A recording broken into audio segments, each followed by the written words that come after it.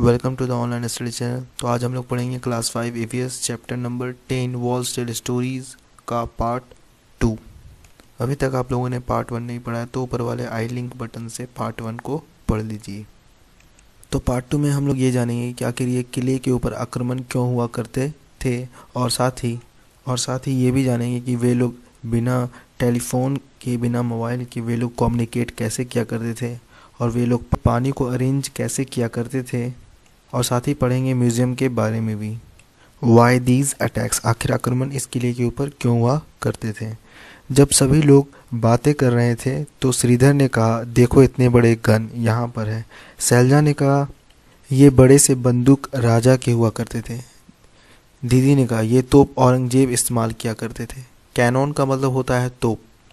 औरंगजेब की पूरी सेना बंदूक और तोप के साथ किले पर आक्रमण करने आए थे, लेकिन वो किले में नहीं घुस पाए और वो 8 महीने तक किले के बाहर कैंप यानी कि शिविर लगाकर रहे थे। शैलजा ने कहा, दिल्ली से इतनी सेना क्यों आई थी। दीदी ने कहा, उस समय राजा महाराजा बहुत सारे तरीके अपनाया करते थे राज्य को हथियाने के लिए। वे अपने साम्राज्य को बढ़ाने के लिए कभी दोस्ती, चापलूसी या शादी किया करते थे, और तब भी कुछ नहीं हुआ तो वे अपने साम्राज्य को बढ़ाने के लिए आक्रमण कर दिया करते थे। फिर कल्याणी ने कहा, आखिर ये औरंगजेब की सेना किले में क्यों नहीं घुस पाई, जबकि उनके पास बड़े गन, बंदूक और इतनी सेना थी। शैलजा ने उत्तर दिया, क्या तुमने इतने मोटे दीवार नहीं देखे। In the map there is a long deep ditch pit along the wall. क्या तुमने नक्शे में दीवार के साथ एक लंबी खाई, गड्ढे नहीं देखे, तो सेना कैसे प्रवेश करती। श्रीधर ने कहा, अगर सेना किसी और जगह से आने की कोशिश करते तो बस्तियन के सैनिक दूर से ही देख लेते, इसलिए इतना आसान नहीं था आक्रमण करना। कल्याणी ने कहा, जरा सोचो, अगर सेना हाथी, घोड़ा और बंदूक के साथ आए और यहाँ सुल्तान के सैनिक पहले से तैयार हो। शैलजा ने कहा, ओह नो, ना जाने कितने सैनिक दोनों तरफ से मारे जाते हैं इस युद्ध में, लड़ाई में लोग क्यों आक्रमण करते हैं और लड़ते हैं। श्रीधर ने कहा, बंदूक और तोप तो पुरानी बातें हो गई। अब तो बहुत सारे देश के पास अपने परमाणु बम है, न्यूक्लियर बम, यानी कि न्यूक्लियर बम एक छोटा सा बम है जो बड़ी तबाही ला सकता है। When there was no telephone, जब टेलीफोन नहीं हुआ करता था तो वे लोग कैसे कम्युनिकेट किया करते थे। दीदी उन सभी को उसी जगह पर रुकने के लिए बोलती है, किंग्स पैलेस के पास, और वो खुद फतेह दरवाज़ा पहुंच जाती है। कुछ देर बाद दीदी की आवाज़ सुनाई देती है, सावधान हो जाओ, मैं सुल्तान अबुल हसन हूँ, मुझे संगीत और कुचिपुड़ी डांस का बहुत शौक है। हम लोग हंसने लगे और चौंक गए और ये सोच रहे थे कि दीदी की आवाज़ इतनी दूर से कैसे सुनाई दे रही है। फिर दीदी ने बताया, अगर तुम फतेह दरवाज़ा के पास कुछ भी बोलोगी तो सुनाई देगा। अरेंजमेंट्स फॉर वाटर, पानी का जो अरेंजमेंट हुआ करता था वो कैसे हुआ करता था। ये तस्वीर बहुत पुरानी है, पेंटिंग से बनाई गई है। क्या तुम्हें पता है यहाँ बुल्लॉक का इस्तेमाल क्यों किया जा रहा है।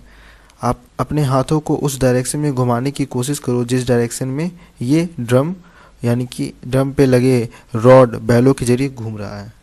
In which direction would the tooth wheel move, कौन से दिशा में ये दांत वाले टूथ व्हील घूम रहा है।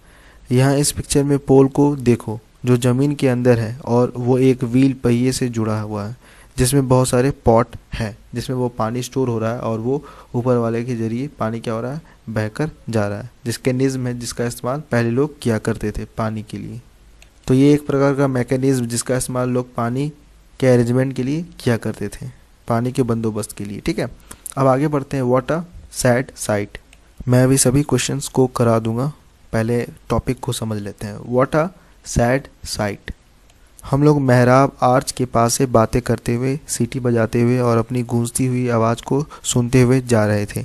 इको का मतलब होता है गूंजना। श्रीधर ने कहा, ये सुरंग तो बहुत ठंडी है। शैलजा ने कहा, इस जगह पे लिखा हुआ है यहाँ सेना रहा करती थी। श्रीधर ने कहा, इस बोर्ड को देखो और ये दीवार को भी देखो, ये क्या कहना चाह रही है। शैलजा, ओह, सोचो कि इस दीवार ने हजारों साल कैसे देखे हैं। इसने राजाओं और रानियों, घोड़ों और हाथियों, युद्ध और शांति को देखा है, लेकिन हमने इसे कुछ ही वर्षों में खराब कर दिया है। यानी कि उसके ऊपर कुछ लिखा हुआ, यहाँ पर आप देख सकते हैं लिखा हुआ, इस तरह से लिखा हुआ मिलता है। बहुत सारे फोर्ट पर भी आप लोगों ने भी देखा होगा अगर आप लोग गए होंगे घूमने के लिए तो। फिर कल्याणी ने कहा, पता नहीं लोगों को क्या मज़ा आता है दीवार पर लिखने में और गंदा करने में। Going to the museum. Golconda देखने के बाद बच्चे हैदराबाद में म्यूज़ियम भी देखने गए। म्यूज़ियम वो जगह होती है जहाँ प्राचीन पुराने वस्तुओं के अवशेष संभाल कर रखे जाते हैं। गोलकोंडा के पास से बहुत सारी चीज़ें पाई गई जब खुदाई की गई थी, जैसे पॉट्स, घोड़े, ज्वेलरी, गहने, स्वॉर्ड्स का मतलब तलवार इत्यादि। ये सभी चीज़ें वहाँ पर खोदने के दरमियान पाई गई थी। शैलजा ने कहा, इस अलमीरा में घड़ा के कुछ टुकड़े क्यों रखे हुए हैं? जरा देखो वो छोटे से प्लेट को जो ब्रॉन्ज, पीतल, कांसा से बने हुए हैं। That blue piece seems to be made of ceramic clay. और वो नीले रंग का टुकड़ा चिकनी मिट्टी से बना हुआ है। दीदी ने कहा, दीदी बोलती है, अगर ये सभी चीज़ें संभाल कर नहीं रखी जाए तो लोग कैसे जानेंगे कि पहले के लोग कैसे रहा करते थे और उनकी वस्तु किस पदार्थ मटेरियल से बनी होती थी। Make your own museum. Rajni Kerala के मल्लापुरम जिले में एक सरकारी स्कूल में पढ़ाती है। वह बच्चों के साथ मिलकर पुरानी वस्तुओं को इकट्ठा करती है, जैसे पुरानी लकड़ी की घड़ी जो बुजुर्ग और असहाय लोग उपयोग करते थे, पुराने छाते, लकड़ी से बने चप्पल जिसे खड़ाऊ बोलते हैं लोग, पुराने घड़े, मटके इत्यादि। वे ये भी देख रहे थे कि ये सभी वस्तुएं अभी कैसी दिखती हैं। रजनी और बच्चे ने मिलकर एक एग्जीबिशन रखा जिसमें आस पड़ोस के लोग देखने आए थे। एग्जीबिशन का मतलब होता है प्रदर्शनी, नुमाइश। ठीक है, आप लोग इस प्रकार स्कूल में कर सकते भी हो। Look at the painting and tell. इस पेंटिंग को देखें और बताएं। यह पेंटिंग जो है वो 500 साल पुरानी है। इस पेंटिंग में आगरा किले के निर्माण को दर्शाया गया है। चलिए अब हम लोग क्वेश्चन आंसर को देखते हैं। Where is east and west? At the place you are, where does the sun rise? आपको ये बताना है कि जो सूर्य है वो किस ओर सूर्य उग रहा है और डूब रहा है। ठीक है, यानी कि इसका आंसर ये होगा, the sun rises in the east and the sets in the west. तो पूर्व में ये उग रहा है और पश्चिम में ये डूब रहा है। I am standing in my balcony. मैं अपने बालकनी में खड़ा हूँ। I can C a huge park in the east. मैं अपने ईस्ट के पास यानी कि ईस्ट पूर्व की तरफ मैं अपने बड़े से पार्क को देख पा रहा हूँ। I can see an old ruin in my west. तो इस तरह से आप अपने हिसाब से आंसर इसको लिख सकते हैं। ठीक है, ये मैंने एग्जाम्पल के तौर पर मैंने आपको बता दिया। Look carefully at the map of Golconda. On the map arrows show all the 4 direction. Golconda के मैप को देखना और इसकी पूरे डायरेक्शन को भी समझना है।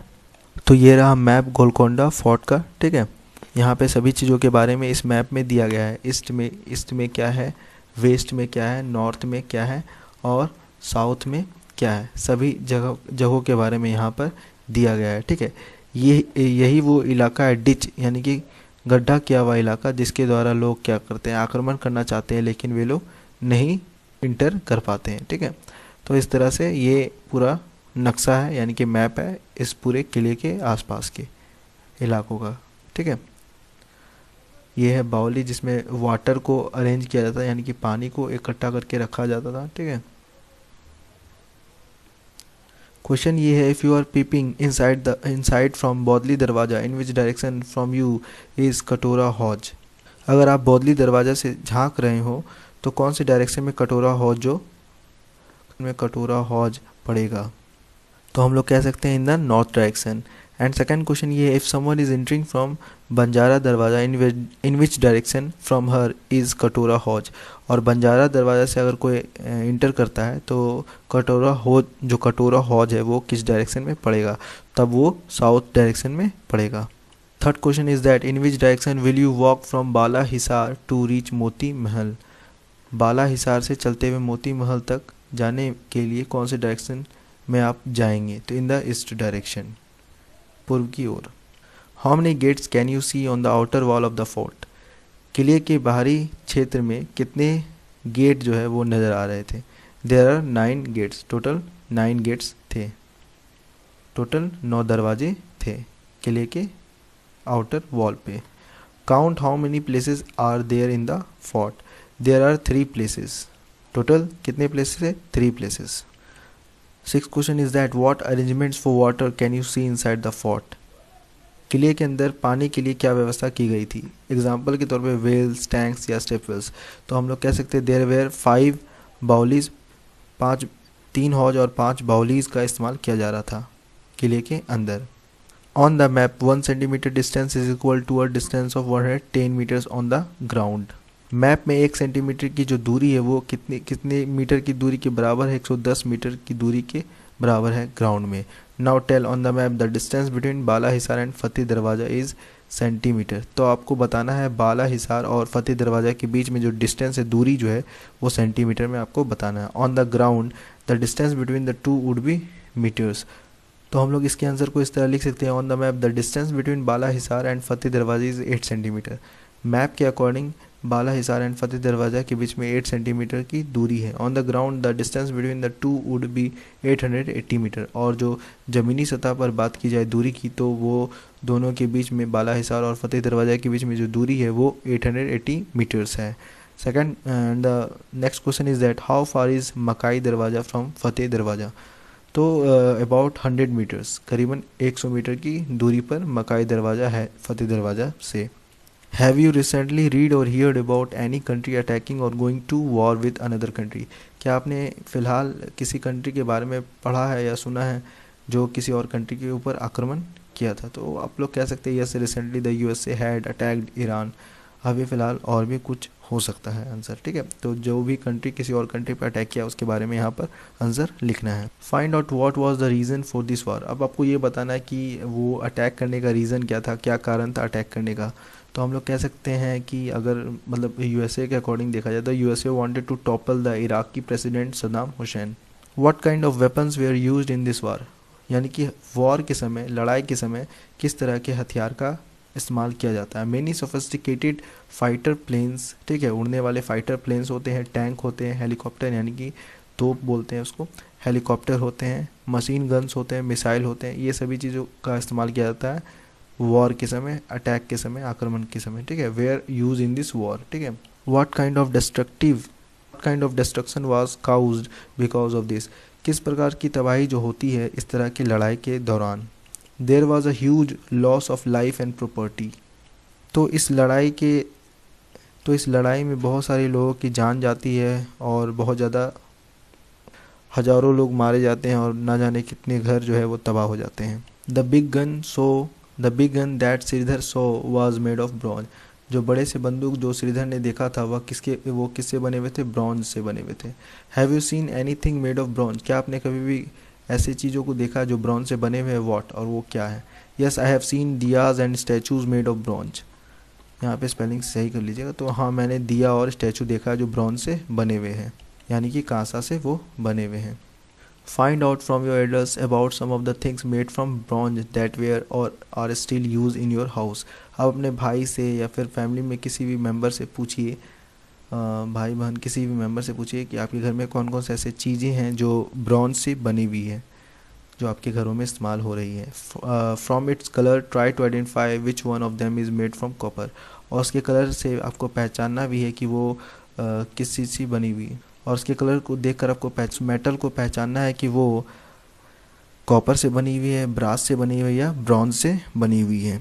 I could find following items. Copper item में लोटा, टम्बलर, ब्रास में लोटा, पूजा थाली एक्सेट्रा। ब्रॉन्ज में स्टैचू ऑफ नटराज, है ना। अरेंजमेंट फॉर वाटर, ब्रॉन्ज में statue of Nataraja. Arrangements for water के क्वेश्चन को देखते हैं। The picture shown here is made after seeing a very old painting of those times. Can you think why bullocks have been use here. जो आप picture देखे थे कुछ देर पहले, वो पिक्चर में आप लोगों ने देखा कि वो जो पेंटिंग बनाई गई थी वो काफ़ी पुरानी थी। तो वो लोग किस तरह के टेक्निक का इस्तेमाल कर रहे थे पानी को अरेंज करने के लिए। जो बुलॉक है यानी कि बैलगाड़ी का इस्तेमाल कर रहे थे। The bullocks have been use to draw water. Bullock यानी कि बैलगाड़ी का इस्तेमाल पानी को निकालने के लिए कर रहे थे वे लोग। Second question is that use your hand movement to show in which direction the drum attached to the rod moves when the block move. अपने हाथों के मूवमेंट के द्वारा बताना है कि वो जो ड्रम है जो रॉड में अटैच था यानी कि बंधा हुआ था और वो किस डायरेक्शन में घूम रहा था। तो हम लोग कह सकते हैं इसके आंसर को the drum moves in anti clockwise direction. जो ड्रम है वो एंटी क्लॉकवाइज डायरेक्शन में घूम रहा था कुछ इस प्रकार से, ठीक है।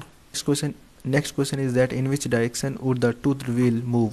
तो टूथ व्हील जो है वो कौन से डायरेक्शन में घूम रहा था। तो इन क्लॉकवाइज डायरेक्शन जो है टूथ व्हील वो घूम रहा था।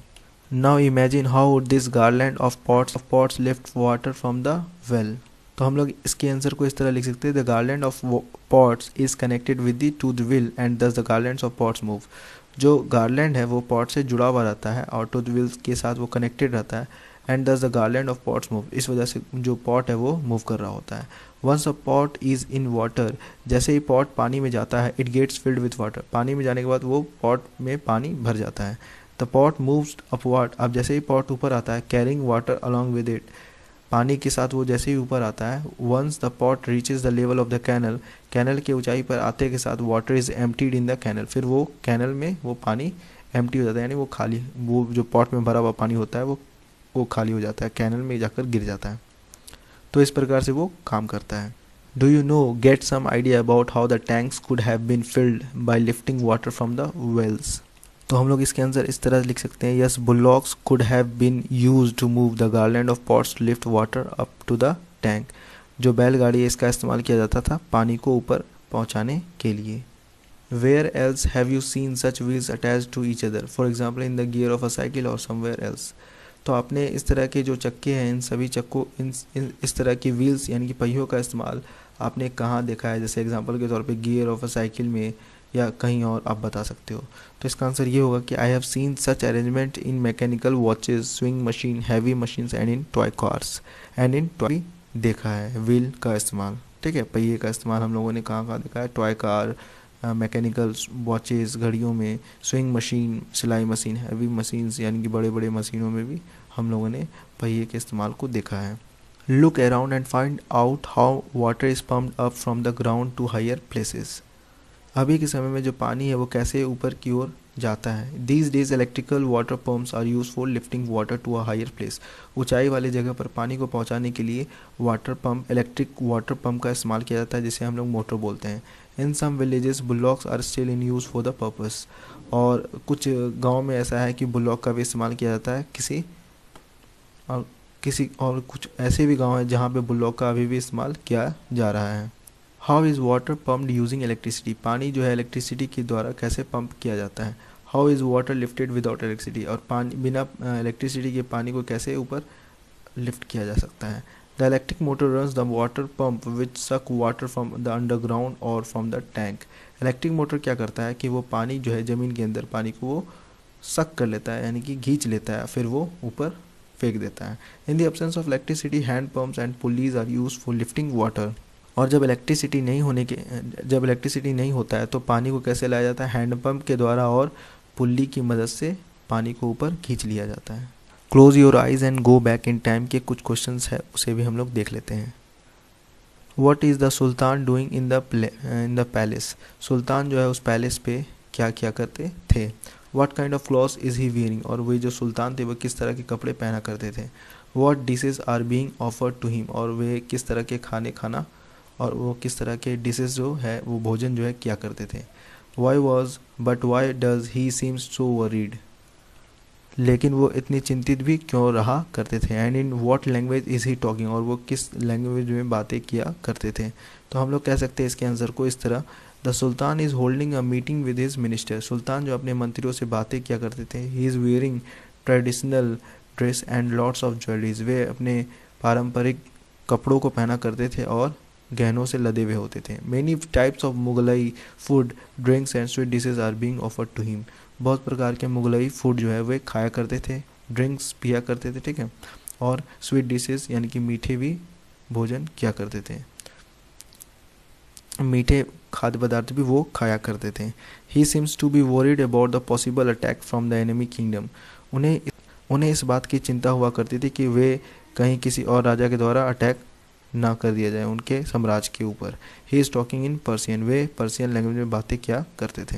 Imagine the rooms in the palace, the beautiful carpets and curtains, the mountains on the terrace and the sweet smell of roses and the chameli where is this coming from। जरा सोचिए वहाँ उस palace के room के बारे में, वो कितने सुंदर होंगे।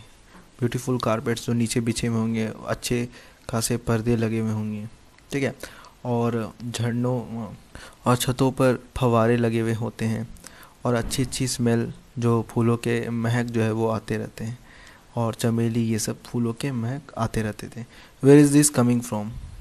तो आंसर हम लोग इसका इस तरह दे सकते हैं, the rooms are looking grand. जो बड़े रूम जो रूम हुआ करते थे पैलेस के, वो काफ़ी बड़े हुआ करते थे, बड़े बड़े रूम हुआ करते थे। There are beautiful Persian carpets, और खूबसूरत कारपेट जो है वो नीचे बिछे हुए होते थे, विथ इंट्रिकेट डिज़ाइंस, जो अच्छे से डिज़ाइन के बने होते हैं। Curtains are embroidered with gold, और जो पर्दे थे वो सोने के द्वारा सजाए जाते थे। There is a beautiful garden on the terrace from where the sweet smell of roses and चमेलीज कमिंग। और छतों के ऊपर बहुत ही खूबसूरत गार्डन हुआ करते थे, और बहुत ही खूबसूरत गार्डन के साथ साथ वहाँ पे गुलाब और चमेली के फूल लगाए जाते थे, जिससे अच्छे स्मेल आया करते थे।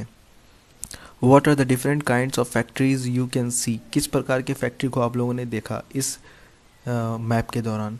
How many people are working there, और कितने लोग वहाँ पर काम कर रहे थे? व्हाट आर दे डूइंग, वे किस तरह के काम कर रहे थे?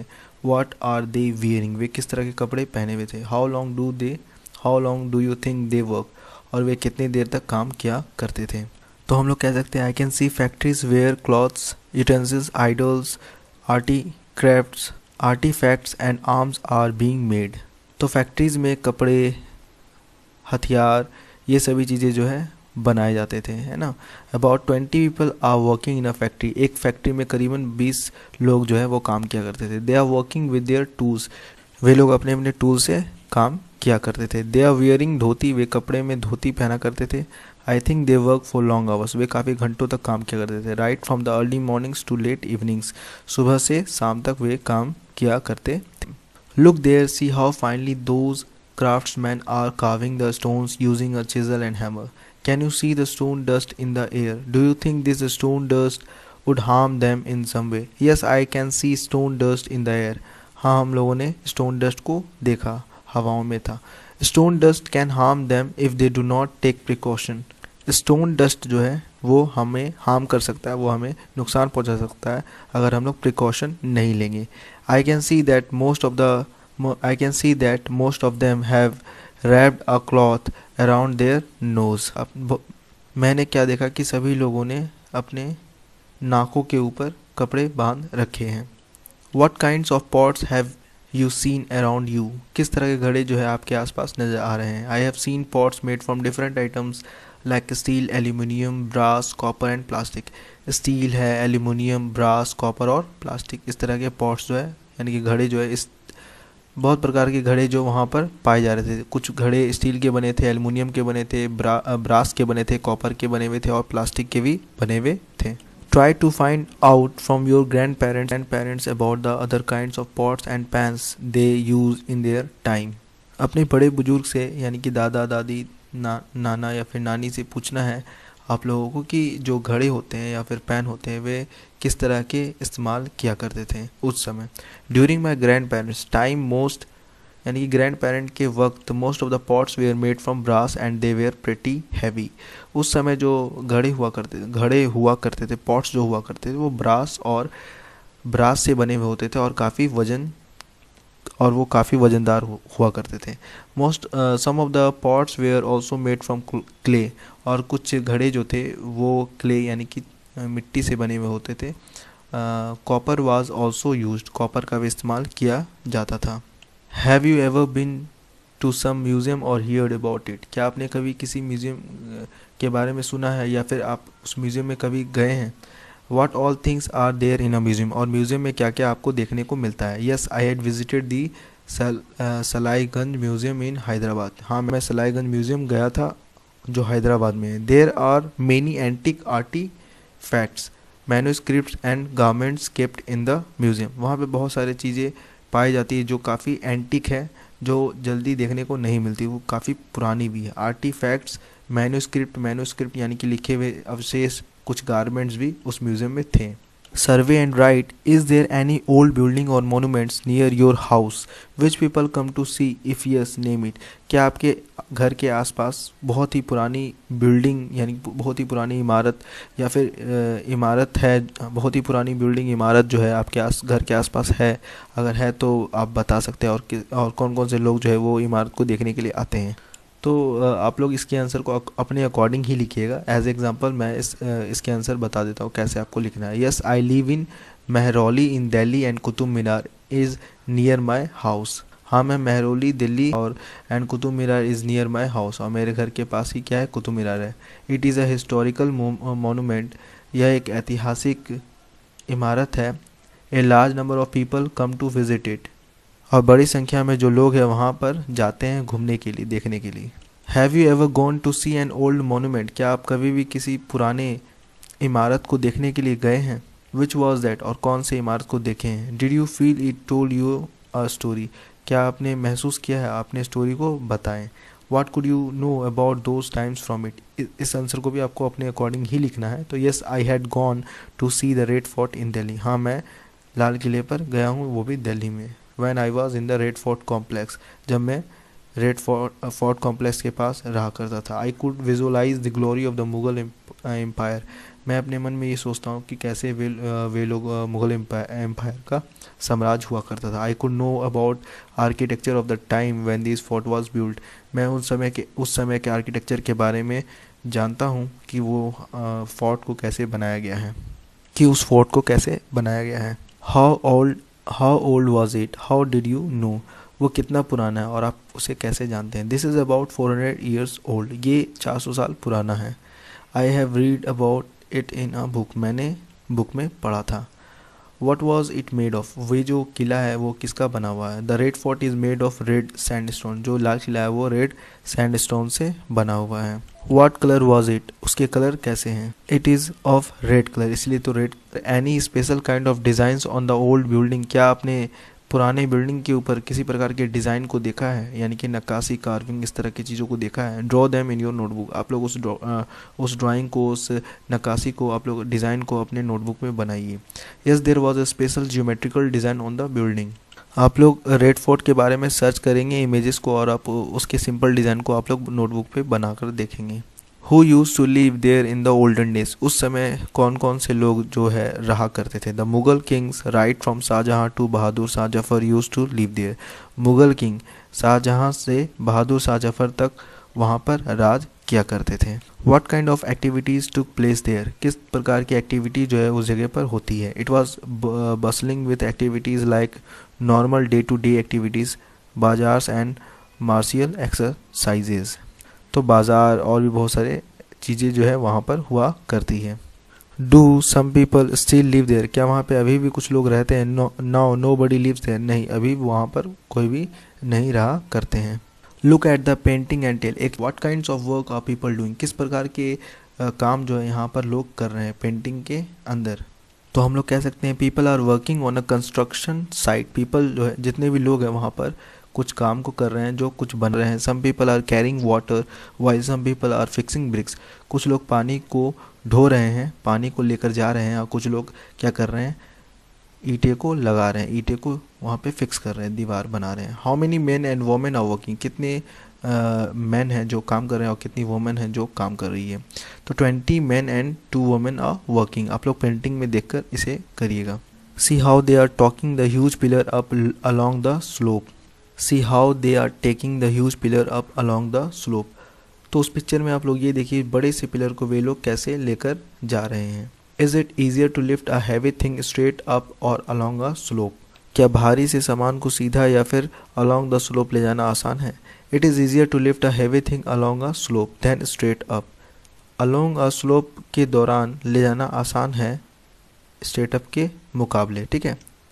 Where you able to see the man carrying water in a mashak leather bag, yes I could see the man carrying water in a mashak, तो लोग हैं पानी किस में भर के लेकर जा रहे हैं, मशाक में लेकर भर कर जा रहे हैं। व्हाट वी हैव लर्न का 2 क्वेश्चन जो है वो बचे हैं। Sangeeta thinks it is useless to keep old things in a museum, Sangeeta ये सोचती है कि पुरानी चीज़ों को रखना म्यूजियम में यूजलेस है, बेकार है, कोई फ़ायदा नहीं है।